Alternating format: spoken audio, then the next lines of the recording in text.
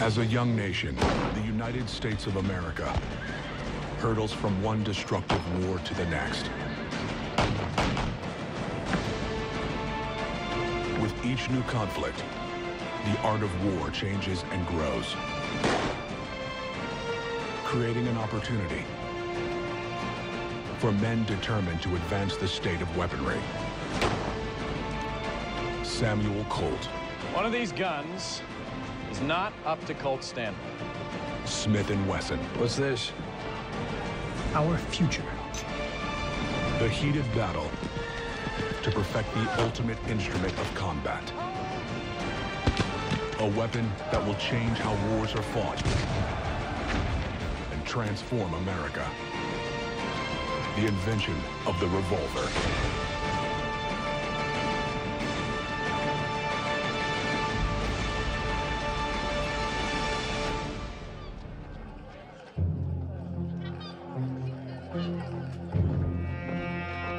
Boy, I want you to be respectful of everybody you meet on this ship. You watch your back, but you be respectful. You understand me?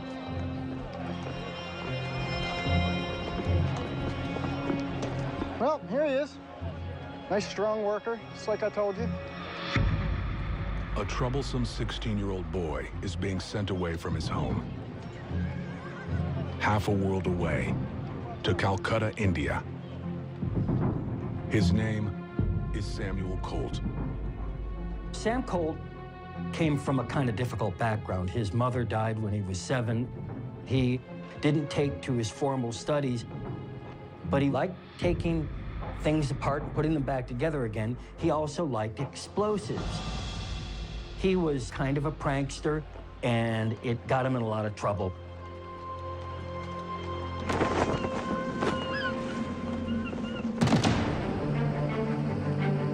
His father hopes that the journey will teach Colt responsibility and that he will learn a trade as a seaman. But instead, the trip fills Samuel Colt with another inspiration. Colt is fascinated by guns and believes that there must be a way to make them better.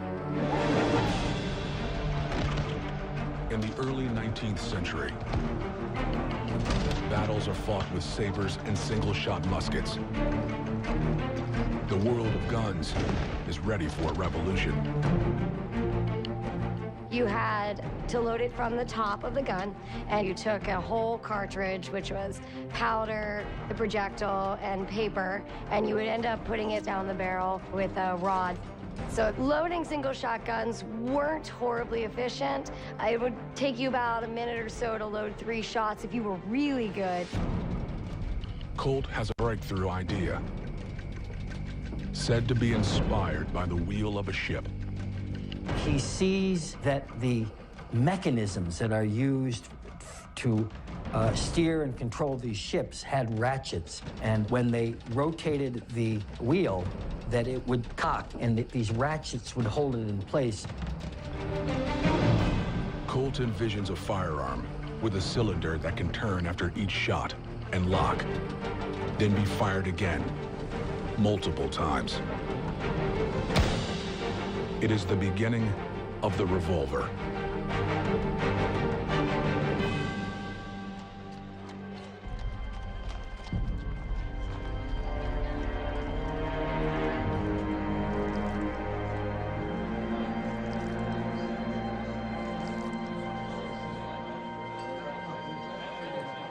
When Colt returns to the United States,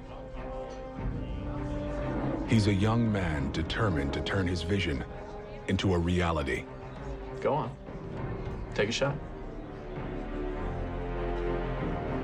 But first, he needs money. How about another? A new revolver? Works the same way. It always keeps you loaded. This is going to revolutionize the world. He is the consummate salesman.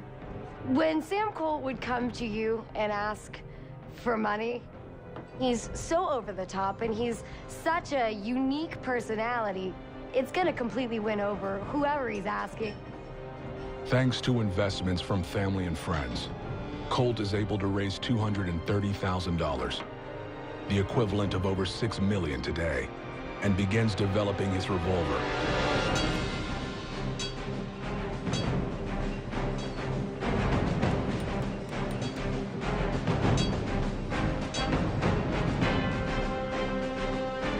So, what do you think? Am I onto something?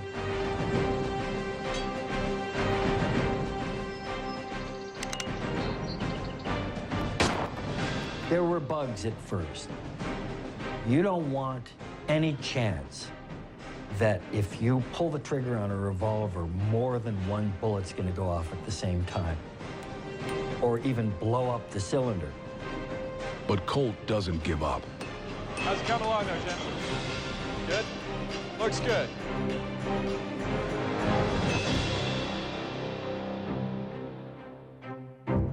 He improves on his design, and in 1836 is awarded a patent, leading to a .28 caliber 5-shot repeating firearm with a revolving cylinder, the Colt Patterson. And it's like nothing the firearms industry has ever seen.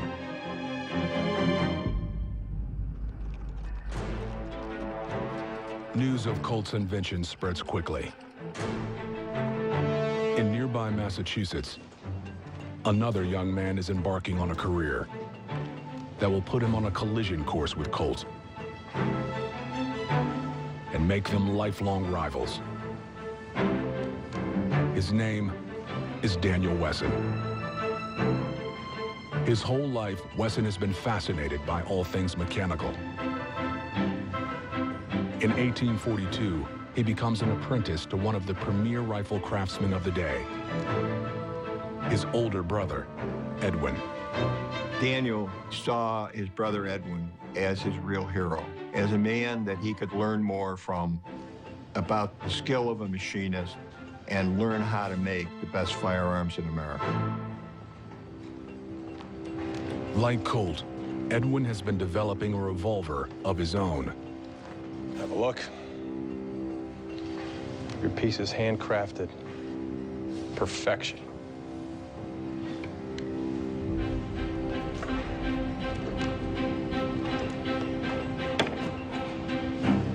Holding that gun for Daniel just probably changed everything for him.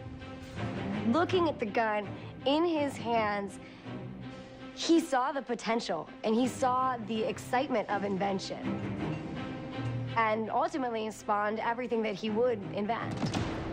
But the Wessons are held back by one thing. Sam Colt, well, he's got the patent. So he holds the market. So if you want to get in to the revolver market, you better come up with something different.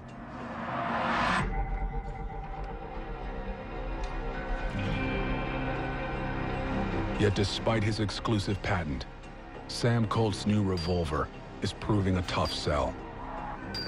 Most lawmen and military aren't willing to take a chance on such a new and untested design. And Colt's business is struggling. But some 2,000 miles away, a new war is about to change his fortunes.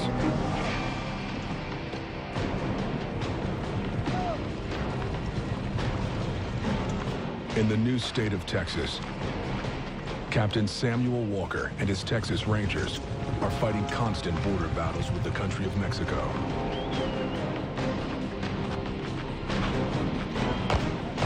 On the ridge! Rifles! For Walker and his men, the time it takes to reload and fire a gun is often the difference between life and death.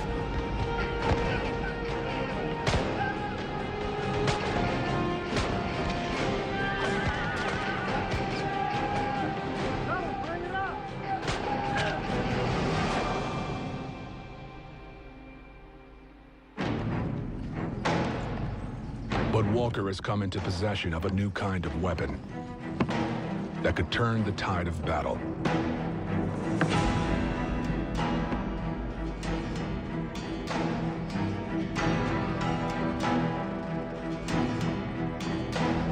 Sam Walker began experimenting with how to use this. It's like, what do they got? What is this secret weapon? This is something we've never seen before.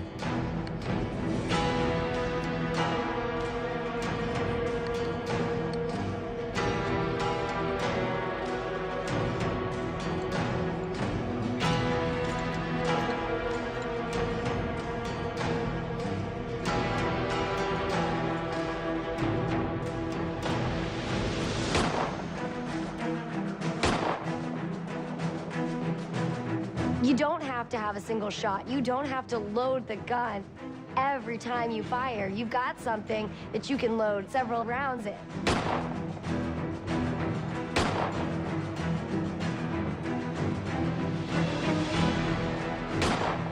The revolver is going to war. Samuel Colt has patented and manufactured the first revolver. Now, it's being tested on the front lines.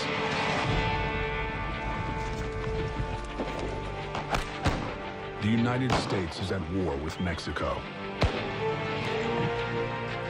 And the Texas Rangers now have the weapon that could turn the tide in their favor. The Colt Patterson revolver.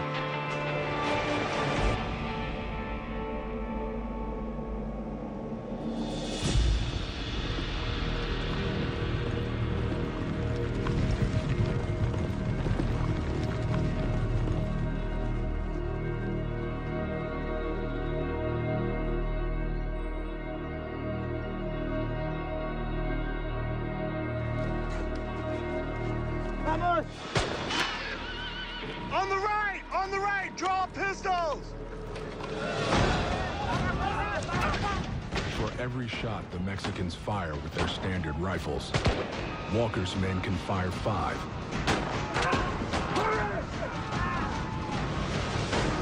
It's the beginning of a new era in warfare. They were used to hearing the one shot go off, and then they all scramble to load, and then the next shot goes off. But imagine then hearing bang, bang, bang. Would have been incredibly powerful and something to be incredibly intimidated by.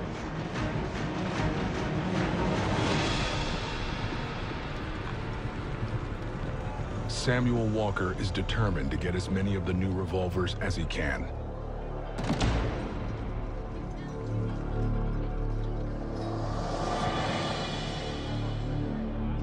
Even as the weapon's inventor is on the verge of bankruptcy.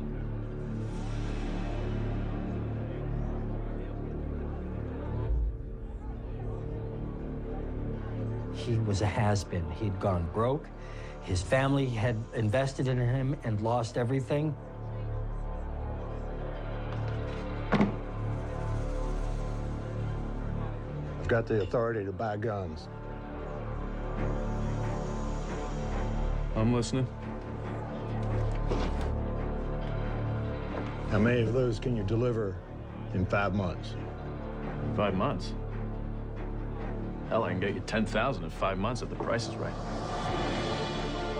Walker's order is just what Colt needs. But the deal comes with a catch.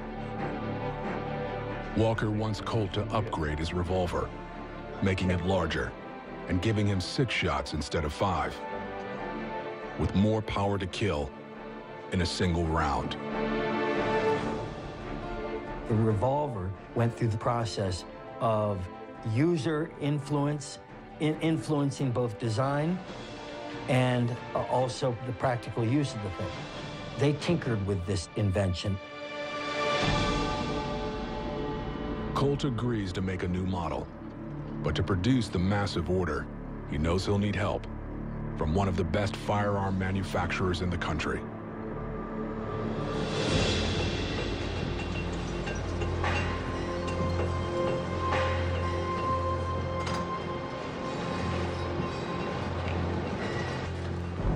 Edwin Wesson?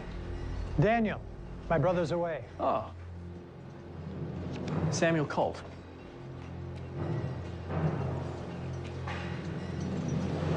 If you want to think about the situation of Sam Colt meeting Daniel Wesson for the first time, You're meeting two totally different characters. You've got Sam Colt, who's just out there, and you've got Daniel Wesson, who's a little bit reserved. We're here about gun barrels. Specifications to be decided, but it's a military contract. For rifles? Handguns. We need 5,000 in the next 6 months. Can you handle that number? 5,000. 1,000 will do for now.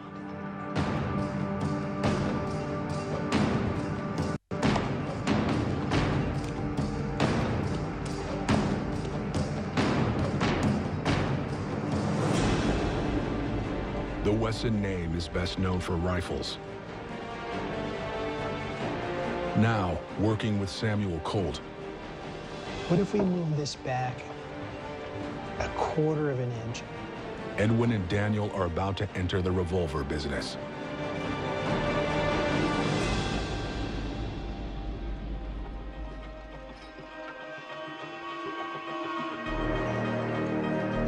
Using Wesson barrels, Colt develops a .44 caliber 4-pound, 9-ounce revolver. There it is.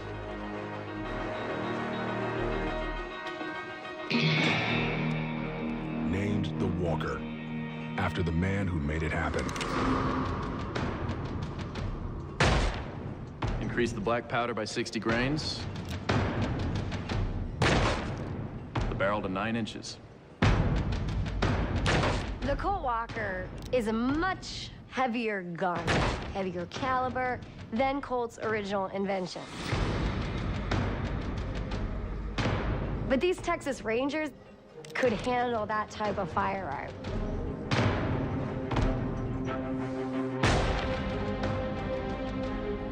Many consider the Walker revolver the mightiest handgun of its day, with firepower that won't be matched for 90 years, until the release of the .357 Magnum.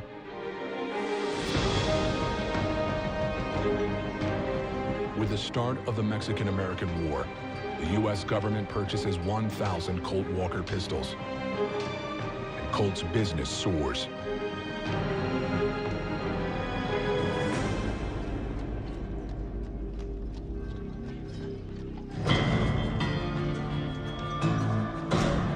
The success of the Colt Walker has shown the future of the firearms business. Daniel and Edwin Wesson are determined not to be left behind.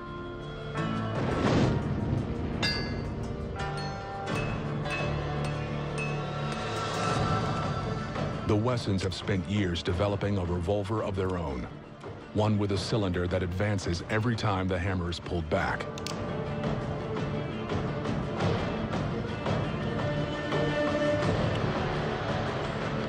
With Colt's patent about to expire, they prepare to go public with their design.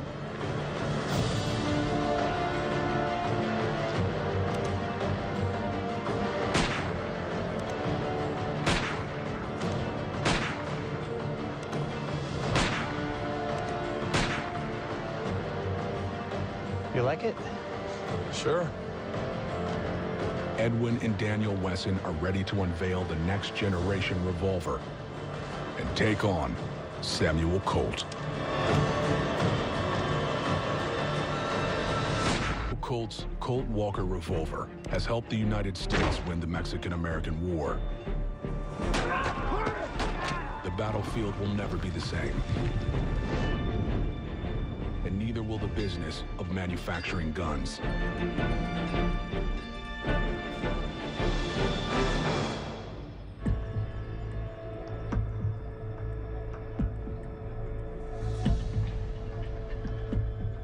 Colt still holds a patent on the revolver, and he continues to innovate. In 1848, he unveils the Dragoon, named after the Army infantry unit that orders it. The Dragoon is an immediate hit, and the name Colt becomes synonymous with revolvers. Sam Colt created a brand around himself. And so what he was trying to establish there was that he was the guy, he was the brand. When you saw him, you thought success. But Colt's most revolutionary idea isn't in his new design. It's in how he puts it together. Samuel Colt will build his next generation revolver on one of the world's first assembly lines. The real genius of Colt wasn't just the revolver. It was this incredible system of manufacturing. And instead of these instruments being made by hand, one at a time, they would make batches. And then these parts would be cranked out in such great numbers that it really revolutionized the manufacturing process.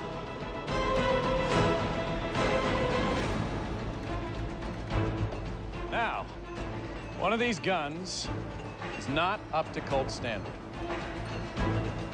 You choose. Wrong. It's this one. See the blemish?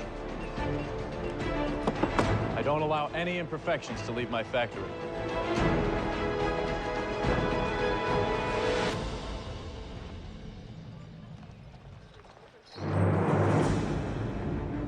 While Colt begins mass producing his Dragoons, Daniel and Edwin Wesson are still making their guns the old-fashioned way, by hand. How's it going, brother? The Wessons rely on regular orders from the Army for rifles to keep their business thriving.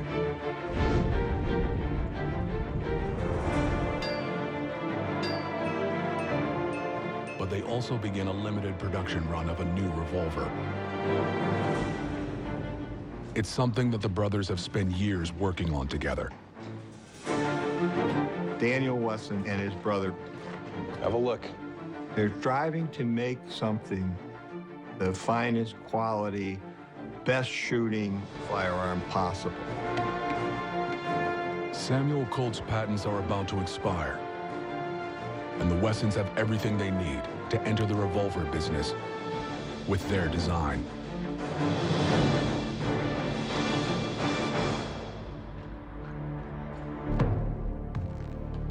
But Samuel Colt is fighting back. Gentlemen, I give you the official ruling. Any competitors will please take notice and desist forthwith from the sale of any revolving firearms, except such as are made by Colt at Hartford. I shall proceed against you and hold you liable for damages if you persist in the sale of any such arms. Colt's patents are extended for 7 years, allowing him to continue to monopolize the revolver market. For the Wesson brothers, who poured a fortune into their new gun, it is a devastating setback. Please excuse me. No further questions. But an even deeper blow is yet to come.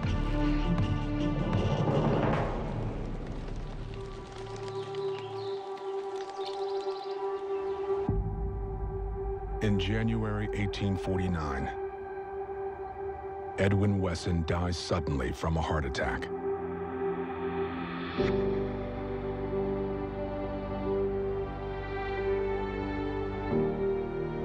Daniel has lost the brother he idolized,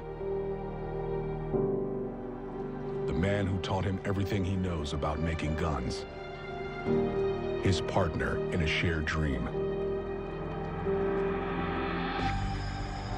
Daniel Wesson, while an individual and a brilliant mind in his own right, was really aided and helped along the way by his brother. Now, his brother's gone. The Wessons had borrowed heavily to finance their new gun, leaving Daniel with a mountain of debt he can't repay. Daniel Wesson is left with no choice but to sell the company he and his brother worked so hard to build. I mean, and this guy really took a hit. His brother dies, he loses the company, he's really lost at this point.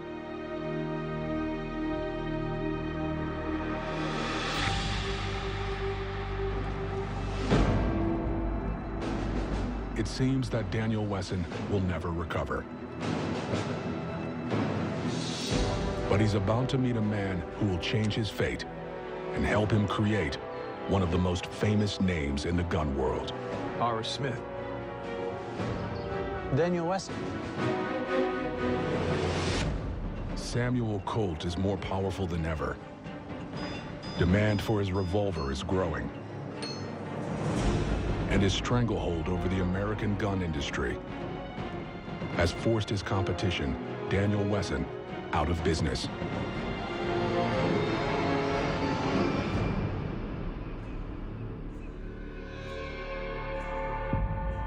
Following the death of his brother and business partner, Wesson is left with nothing, but he refuses to give up the fight.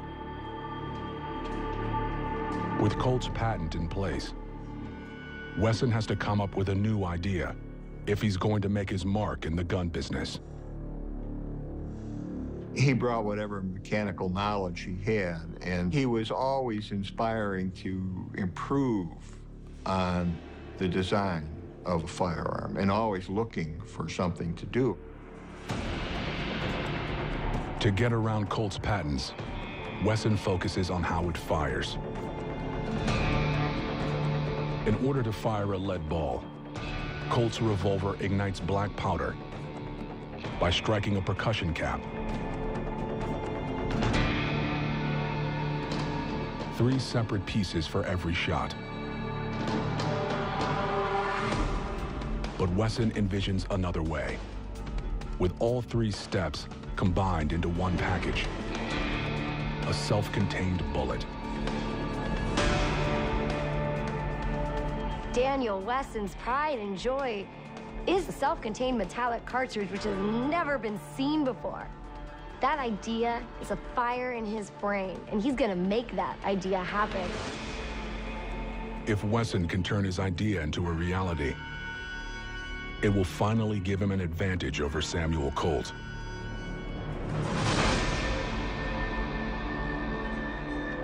But Wesson isn't the only one innovating. Powder and ball in the front, primer in the back. Reloading would be much faster. One of Colt's employees, Roland White, approaches him with a new innovation.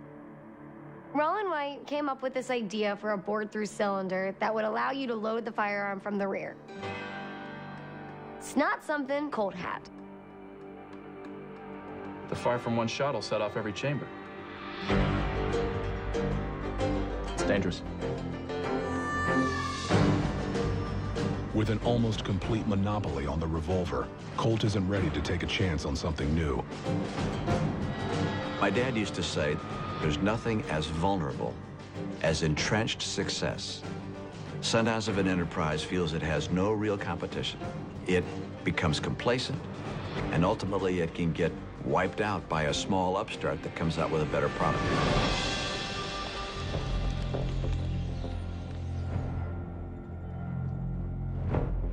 Rejected by Colt, Roland White takes his groundbreaking idea straight to the man who intends to be Colt's biggest rival, Daniel Wesson. What are you smiling at? Your offer. It's not even close to what I had in mind. You're gonna build the gun yourself? You get a factory? Hidden away somewhere?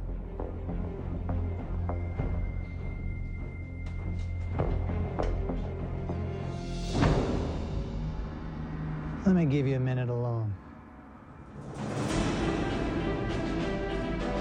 It was a very smart power play move on Daniel Wesson's part. He got the mechanism. All he had to do was pay a royalty. He got the win.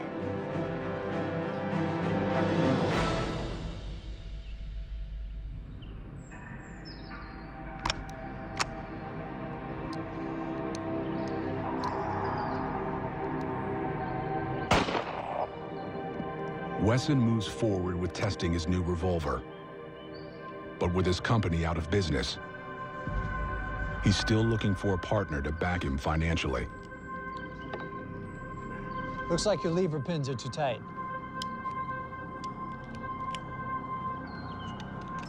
All right, then you fix it.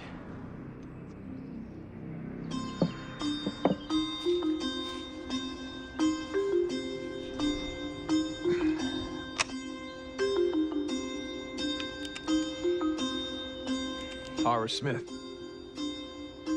Daniel Wesson. Horace Smith is an accomplished gunmaker who's been looking to get into the revolver business. Nice shot. Bullseye. Like Wesson, Horace Smith is ambitious and determined to beat Samuel Colt. What's this? Our future. They become partners, That's remarkable. and one of the most iconic names in gunmaking is born.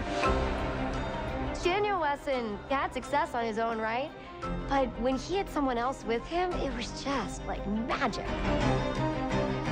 Horace certainly filled a void and helped propel Daniel Wesson's ideas much further than they may have gone had the two never met.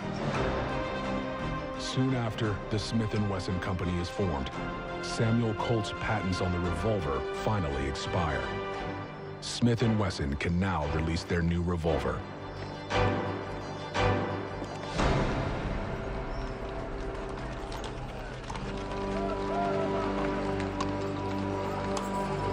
For the first time, Samuel Colt is forced to compete on an even playing ground,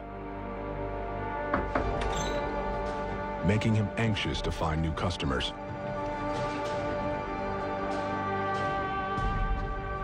Take a seat.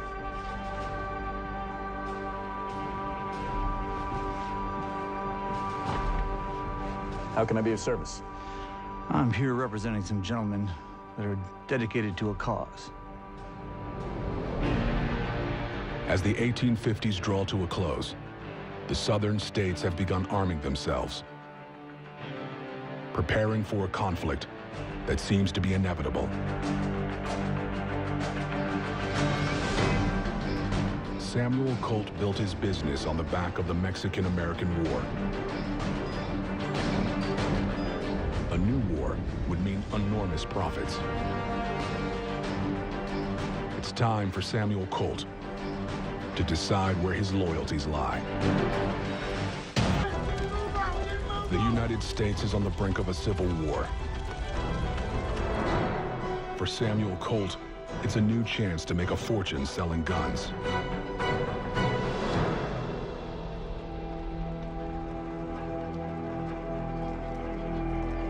Colt has been supplying weapons to the U.S. military for years, but the military is about to be split in two and turn on itself.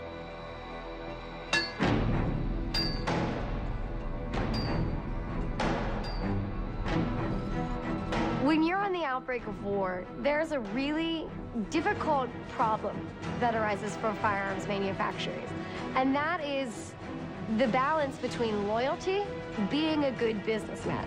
In this case, this is a war breaking out in the United States between the North and the South. This isn't America and the other guy. This is their home. In 1860, Colt sells the modern equivalent of more than $3 million worth of guns to the South. It's a risky move for a northern businessman.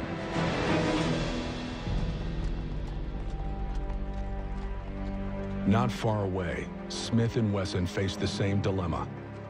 I was hoping for the discount I was getting elsewhere. Well, I think we can probably work something out, depending on the size of the order. We're not interested. Let's continue this conversation later.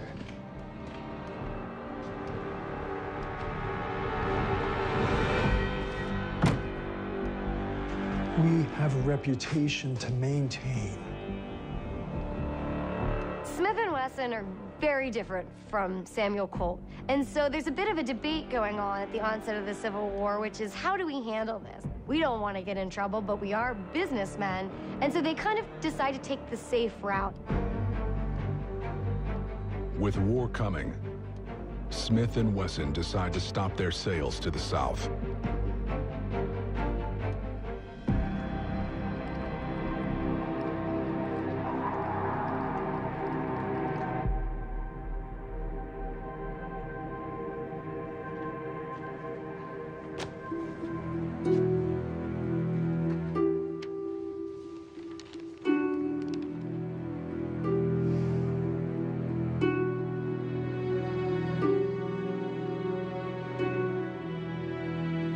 Is it true?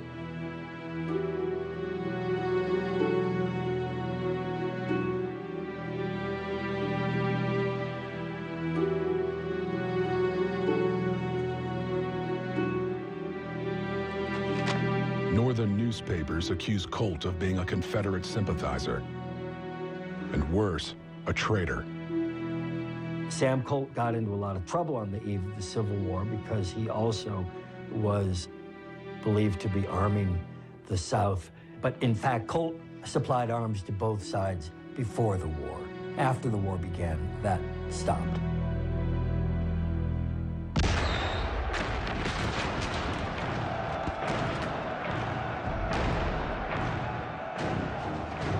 As the Civil War begins in earnest, Colt's reputation has been destroyed. So he devises a plan to prove his loyalty to his country. Let him come! In 1861, at the age of 46, Colt is named a colonel by the state of Connecticut. Hold still. Let's get a shot of him.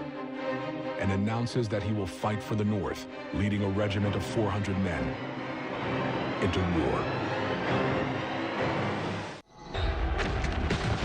As the Civil War begins, Samuel Colt has been named a colonel by the state of Connecticut and announces that he'll lead over 400 men to war. But Colt angers Connecticut's governor by demanding to select his own recruits. His regiment is disbanded in less than 2 months, and Colt never sees action in the war.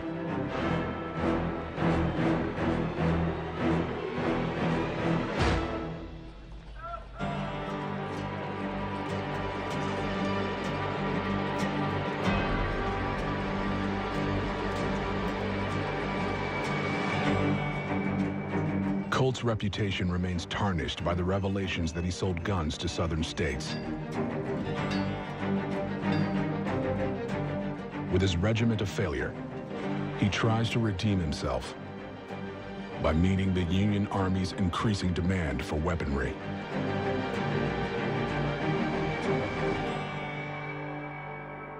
In the process, he is working himself to exhaustion. Can I get you anything? I'm fine.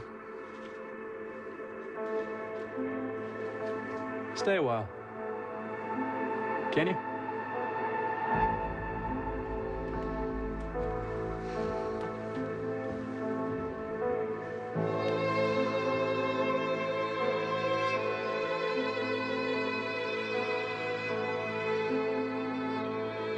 In 1862, Colt becomes ill. He dies of gout at the age of 47, having left an indelible mark on American life. He leaves his wife Elizabeth control of his company and a personal fortune of $15 million, the equivalent of over $350 million today. Elizabeth will have to keep the business running, even as the war rages on.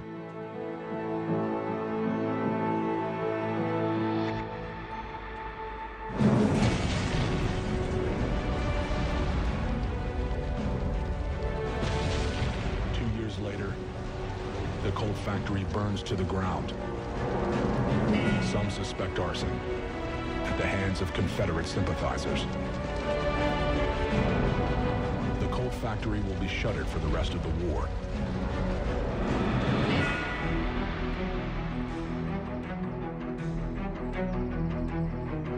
But Elizabeth Colt's misfortune is Smith & Wesson's big opportunity. Opening a new facility, Smith & Wesson thrive for the duration of the war. All the while improving their designs and coming up with new revolvers. Smith & Wesson Model 3 reloads in under 30 seconds. Faster than a Colt. Wanna try?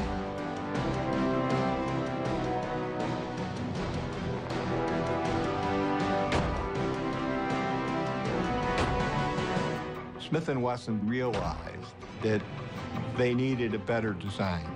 So right after the Civil War, they come up with this idea for a new style revolver. The U.S. Army is now armed with Smith & Wesson. In the years before the Civil War, Smith & Wesson sold just over 11,000 revolvers. But between 1860 and 1868, they'd sell over 100,000.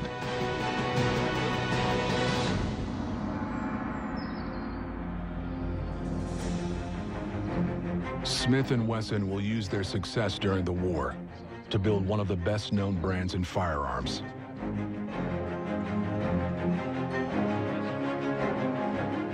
And Elizabeth Colt will soon recover from the devastating fire and continue to innovate, eventually producing what would become the most famous Colt gun of them all. The gun that would tame the American West. What do you call her? The Peacemaker.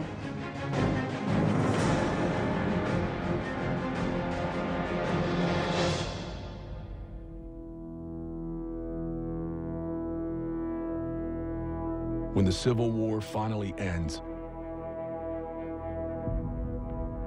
America has been transformed in countless ways, not least of which is gun ownership.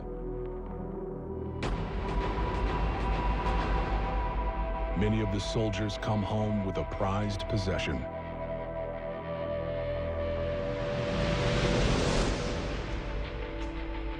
The Civil War really marks a turning point for firearms in American history, with a revolver and with mass production really taking off. People were able to start buying revolvers. It's really the birth of a huge movement in America with firearms. People are still carrying the revolver because it's a reliable gun today. But then you have a legacy of personalities and rivalries and competition. There was an intense rivalry between Colt and Wesson. They became entwined in this crusade to perfect these revolvers. Their legacy isn't just the invention. The revolver changed the world.